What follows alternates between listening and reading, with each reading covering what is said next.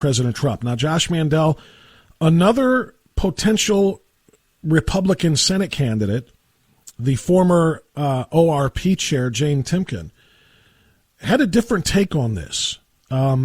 She said that Congressman Gonzalez is a very effective legislator and that she thought he had a very rational reason why he voted to impeach Donald Trump.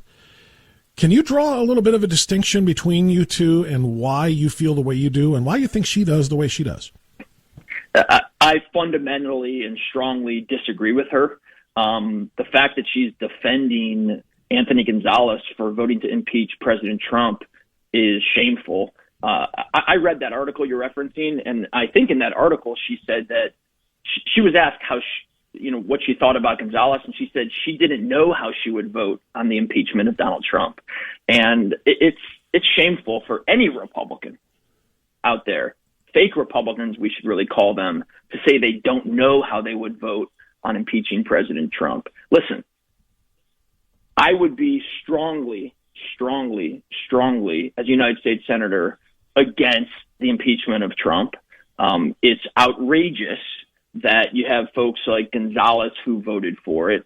President Trump very clearly said, march peacefully. Every American citizen knows what the word peacefully means.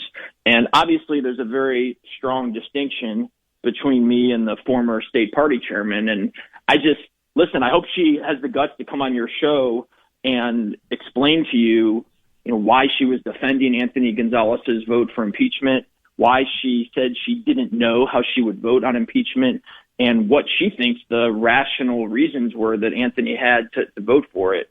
I'm telling you, Bob, you haven't heard of him yet. Let me jump in there, Josh, if I may, because here's what I would really like to know from her and why I am not backing her in any way. And if this costs me an interview with her, then I guess I have to take that, but I am not backing her because in addition to her unqualified support of Mike DeWine and all of his disastrous policies in response to COVID-19 and all of the businesses that have been suffering and all of the individual rights that have been taken away, et cetera, she refused to do anything to condemn Anthony Gonzalez's remarks. Not only did she say that he had a rational reason and she didn't know how she would have voted had she been in Congress, she hasn't moved, and I know she has now stepped down from the ORP, but she never moved to censure him. I'm looking at right now, if you go to a search engine, not Google, if you go to a search engine and type in censured, here's what you're going to find. Richard Burr censured by North Carolina GOP for voting to convict Trump.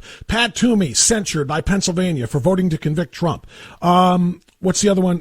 Cassidy, censured by Louisiana Republicans for voting to convict Trump. Republican parties in states all across this country are voting to censure their turncoat members of the Congress for this ridiculous, unconstitutional, and lack of due process appointed trial of the president. And Jane Timken did nothing of the sort when Gonzalez did this, and that bothers me a lot. How much of an impact does that have for you?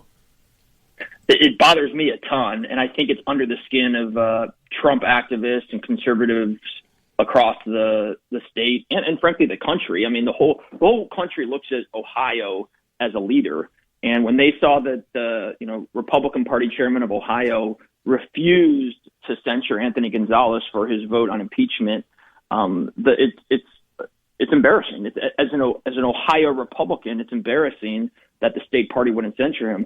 I applaud the Cuyahoga County Party for censuring Anthony Gonzalez, and it baffles me that when she was party chairman, she refused to censure Gonzalez. And really, Bob, she defended him. I mean, if you read that article in the Plain Dealer, she was defending him, calling his vote to impeach the president. She called it rational. Yeah.